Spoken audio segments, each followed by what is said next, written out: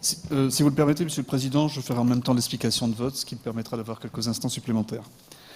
Monsieur le Président, Monsieur le Vice-président Castiglione, Mesdames et Messieurs les conseillers régionaux, chers collègues, dès le lancement de la démarche à BAPOM, vous aviez indiqué, Monsieur le Président, que vous ne souhaitiez pas que la région intervienne sur cette politique de redynamisation de nos centres-bourgs et centres-villes de manière prescriptive. Nous retrouvons dans la délibération que vous nous proposez cette volonté de consulter les territoires pour connaître leurs besoins, les accompagner dans la revitalisation de leur pôle de centralité, rendre de l'attractivité pour favoriser, créer, maintenir, moderniser, innover, transmettre ces très petites entreprises de proximité appartenant au secteur du commerce et de l'artisanat. Cette démarche ascendante, nous l'approuvons et nous la soutenons. Les élus de notre groupe sont confrontés sur leur territoire aux difficultés de faire vivre leur centre et d'y développer ou d'y maintenir leur population et surtout les activités économiques. Mais il faut savoir aussi que la réalité d'un bourg-centre de 1000 habitants est différente de celle d'un village de 2000 habitants comme le mien à Sissonne ou d'une ville plus importante. La méthode d'éligibilité que vous préconisez nous convient parfaitement. Elle est d'autant plus pertinente que vous n'avez pas fixé de seuil de population ou de critères statistiques particuliers. Nous pourrons ainsi accompagner, avec cette délibération, tous les projets situés dans des communes qui exercent des fonctions de centralité.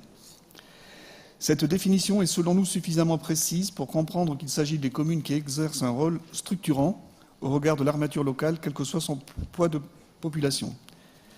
Les effets de seuil sont souvent mal compris par les élus et encore plus par les habitants, qui ne comprennent pas toujours que c'est un classement statistique qui détermine leur éligibilité à un dispositif ou pas, alors qu'ils appartiennent à la même région, au même département, au même bassin de vie.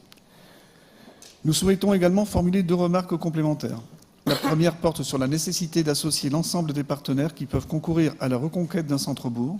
Je pense évidemment aux chambres de commerce, aux chambres des métiers, aux unions commerciales et artisanales, mais également aux EPCI, aux départements, aux CAUE, aux plateformes de rénovation de l'habitat, en résumé, l'ensemble des acteurs concernés. La deuxième remarque porte sur l'approche qu'il faudra adopter une fois les projets remontés à notre institution. De mon expérience, je sais qu'il faudra parfois avoir... J'avais demandé l'explication de vote. De mon expérience, je sais qu'il faudra parfois avoir une approche très intégrée qui nécessitera de faire appel à d'autres politiques régionales pour permettre la réussite du projet. De manière très concrète, il faudra parfois peut-être accompagner des nouveaux modes de mobilité, requalifier les espaces publics ou développer une politique de l'habitat particulière.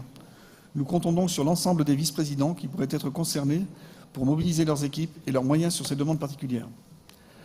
En conclusion, parce que cet appel à projet s'inscrit, à mon avis, dans une démarche de rendre la fierté à notre ruralité, la délibération que vous nous proposez aujourd'hui est parfaitement en adéquation avec nos attentes et surtout celles de nos territoires.